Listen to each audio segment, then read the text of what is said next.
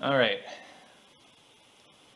before we turn an alternator into a motor, first thing we want to do is break it down and remove everything that we don't need. Things like the pulley so we can get to the bearings and to the shaft. We need to take off the diode pack, and we need to take out the brushes, that supply 12 volts to the core. Things that you might need, especially for this one. This is a Bosch alternator.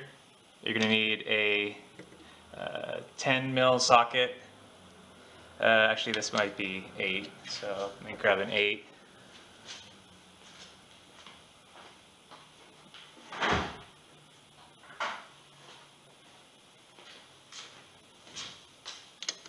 There we go. Yeah, 8 mil socket, 15 mil socket for these terminals on top,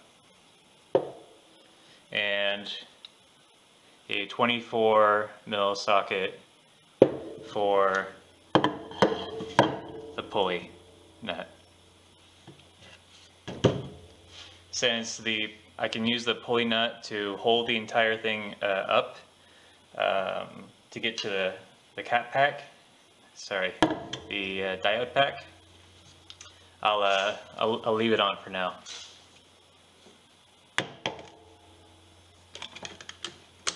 First thing are the terminals.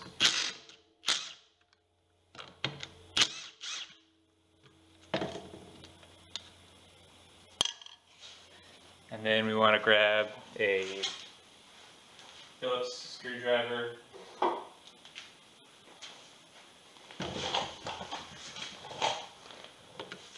And remove the screws.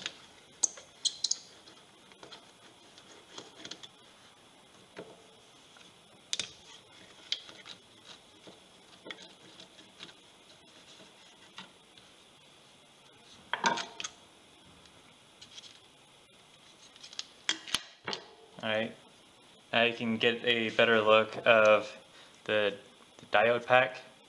Each one of these is diodes that in effect rectify the signal coming from the stator while it's getting spun, so that it gives you back the energy.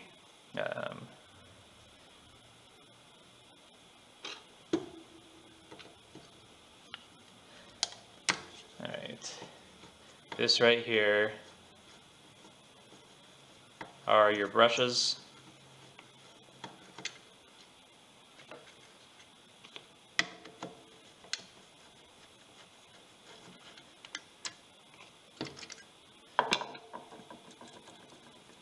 We don't need these. All these do is make contact with these two points, and it sends the supply voltage to induce a magnetism for the core. Since we're going to permanent magnets, we don't need that.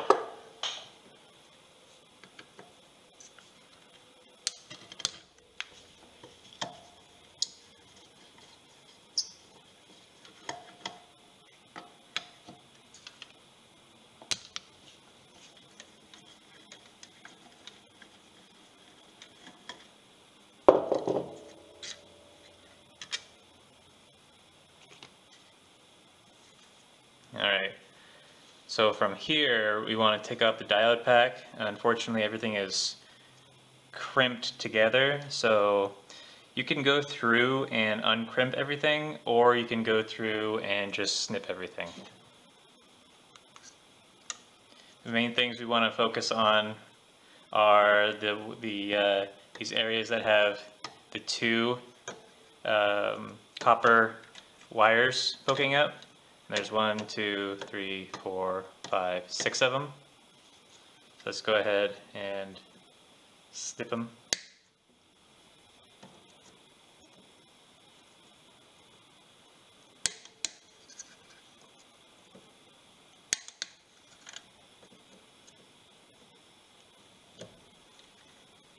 Of course, yours might be a little bit different.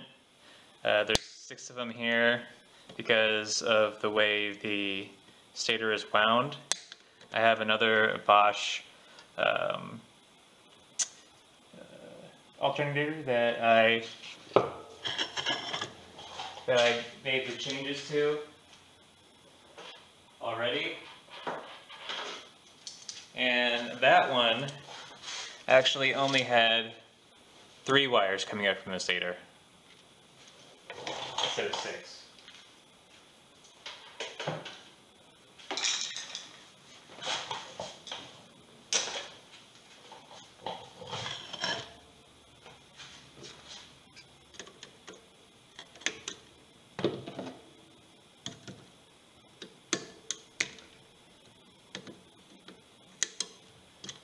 And then we just want to grab some pliers and disconnect.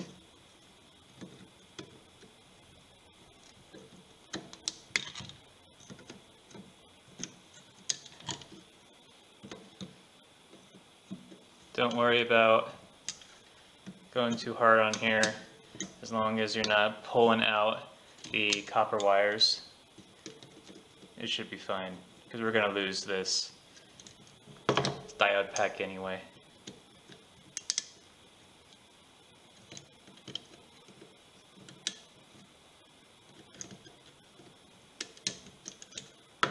Alright, so now that I got them free, I can pull. Oh, bent those in. Spin those back.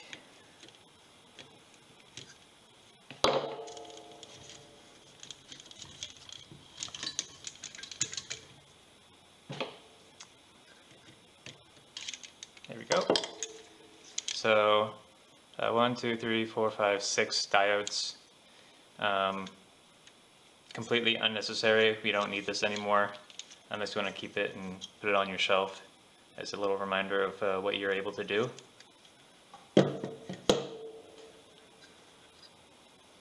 And now we have these pairs. That's what they are, is pairs. What we can do to figure out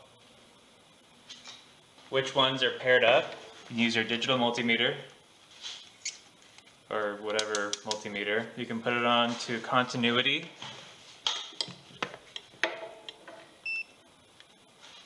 And so if we touch 2 leads that are together, you should hear a beep. So what we're going to do is we're going to grab one set, another set, and try a different one. Nothing. Nothing. Nothing. Nothing. So I know these are a pair. That means one of them is the beginning, the other one's the end. See these ones? That's another pair. And here's the last pair. So we know that this one is not in a delta or a Y configuration. But what we can do is we can separate. So let's see. That one goes down, that one goes down. So pretty much every other one. So you can put one forward, one back, one forward, one back, one forward, one back. That lets you know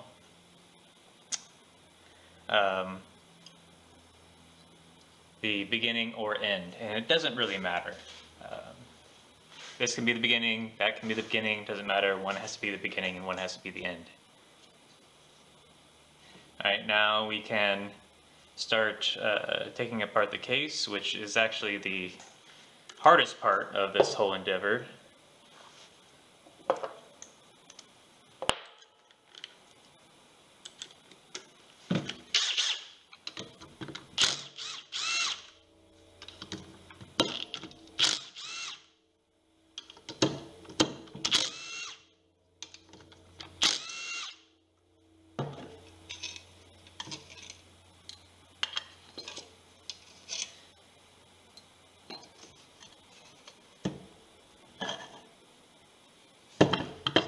sometimes you can get lucky.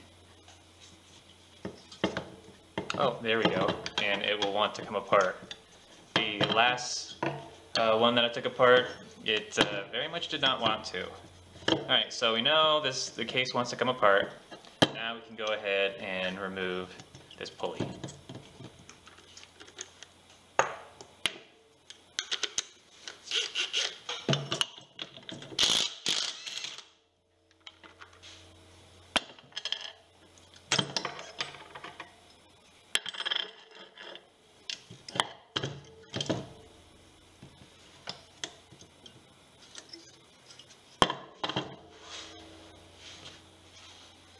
Then you just have to go to all the different sides and pry them up until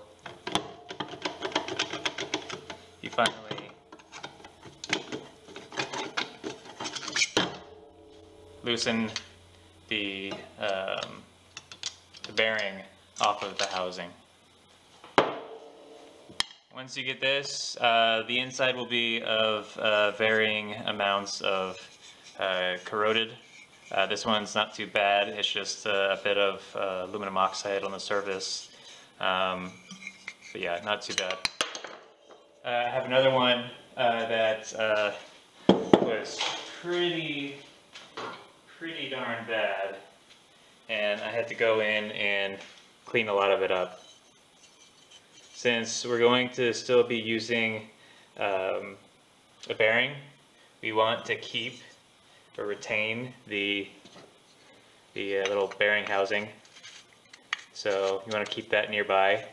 What we can do is you can just break off this outer bit, like I did for this one. All you got to do is just grab pliers, grab it, twist it, and it just comes apart.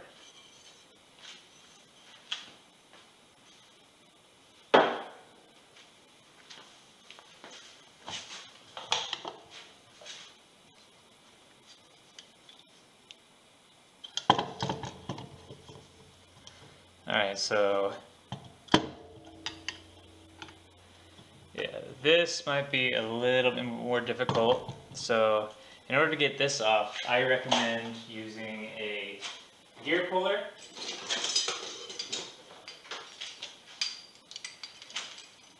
Something like this. Use a gear puller. You can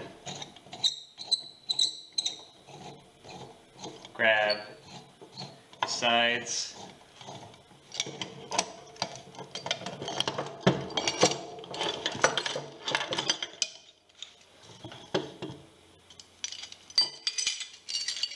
So you grab the sides of the casing and you press on the center shaft.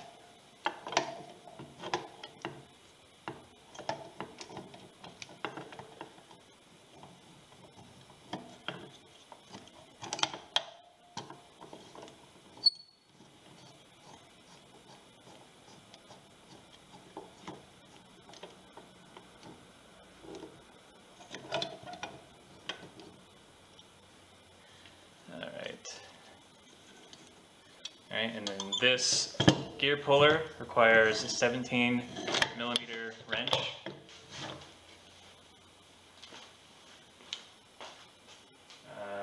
Wherever it may be, I will just use an adjustable wrench.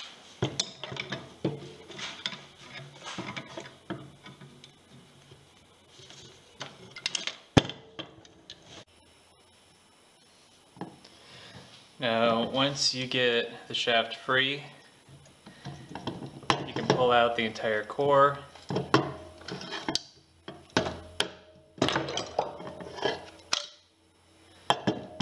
From the stator. You don't really need to do anything else with the stator unless we want to change out the bearing. Then we have to get to these 4 screws up here, and then we'll have to essentially press the bearing out because these are very, very tight in there. The core itself we don't need. We can throw the whole thing away unless you want to save this bearing. On McMaster, they're about $6 to $10 for a bearing, so it's up to you whether you think the trouble is worth it. With the core, things we need to know are the width of the core. So you can take your calipers and measure the width.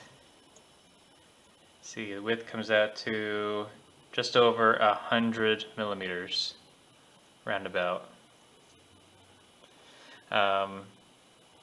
So this is a 4-inch core,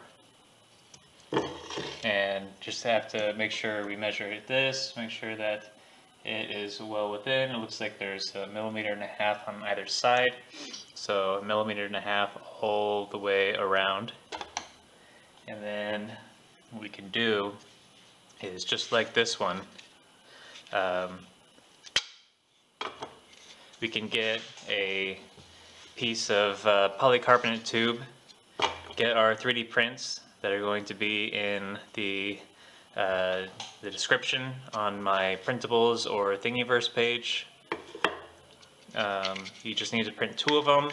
They don't need to be mirrored. You just print 2 of them because the helix actually lines up when the key lines up. So you don't have to worry about that. But you'll also want to have a 4-inch outer diameter, 3.75-inch inner diameter piece of polycarbonate tubing, preferably. You can do acrylic, but I don't recommend it. It'll shatter before polycarbonate will. You want to make sure that it goes inside the stator without hitting on all sides. And it looks like there's about 2.5 millimeters to 3 millimeters, so about 1.5 millimeters all the way around. Once we have our magnets, these ones are 40 millimeters by 10 millimeters by 5 millimeters.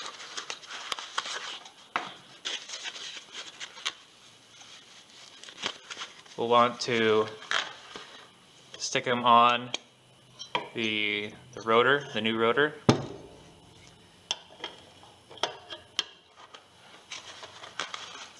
Get a couple more.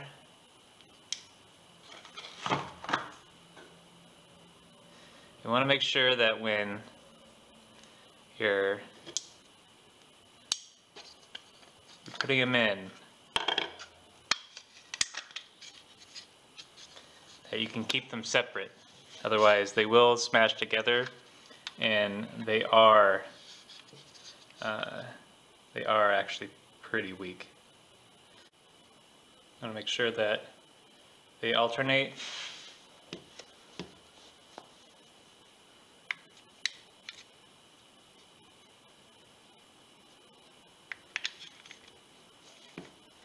So attraction, repulsion, that's repulsion again.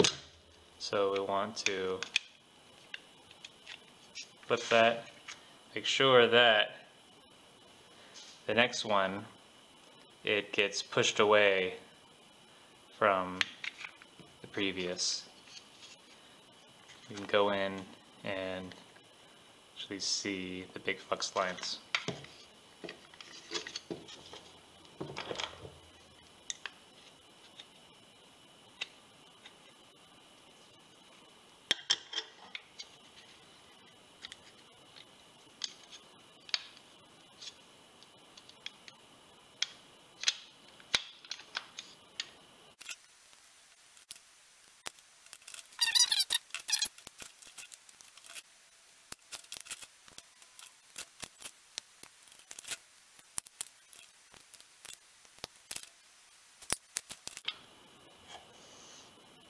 And we put the second half over it.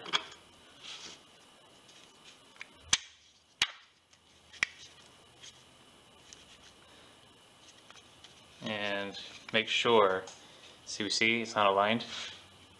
Make sure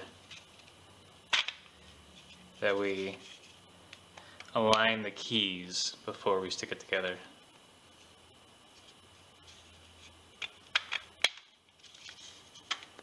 There we go. Now we can see that the helixes all align and the keys fully align.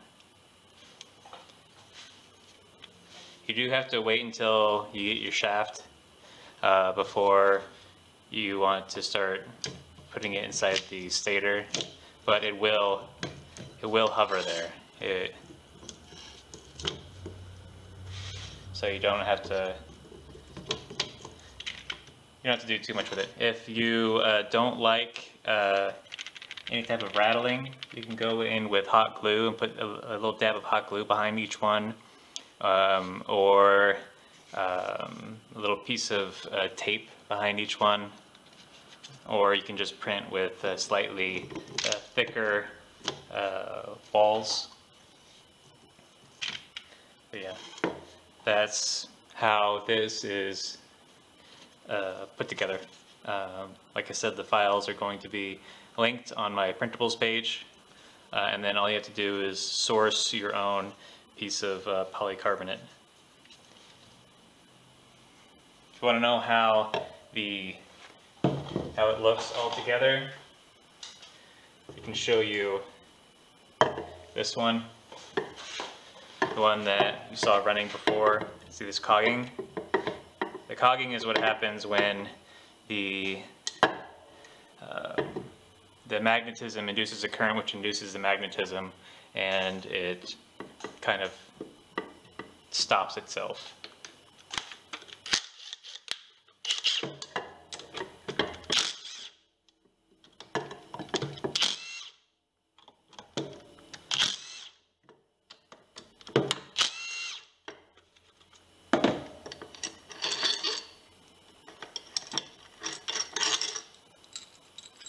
And you can do what I did and replace the original hardware, which was just flathead long bolts, with Allen keys. Makes it so much easier for disassembly. Remove back housing. You can see we have the bearing inside there. This is 12 millimeters in diameter. I was able to reuse that same one just because the back part of the shaft on the original stator core, which is right here, is 12 millimeters. And then we remove the stator from the front housing. You can see here, instead of getting a whole nother bearing that has a 12 millimeter inner diameter, I just got a 17 to 12 bushing and just slid it in there. And then we can see here, this is the old core design. The new one is larger and slightly easier to put together. This one I actually had to do a lot of shaving to get it to fit right. The new one you don't need to if you have the 4-inch core. And so putting it back together, super simple. You can just slide that in, put it on the front housing, feed the wires in on the rear housing,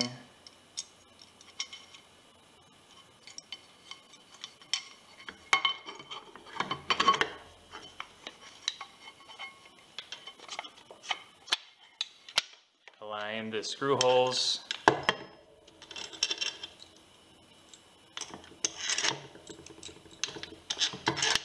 put in the bolts,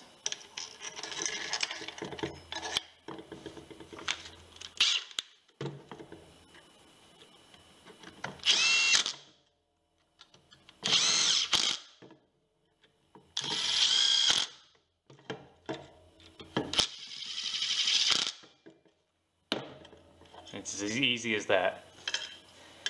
like I said, if you have any questions at all, just let me know in the comments. If you want me to expand further on anything, let me know. If you have a request for a different topic, again, let me know in the comments. All right, take care. See you later.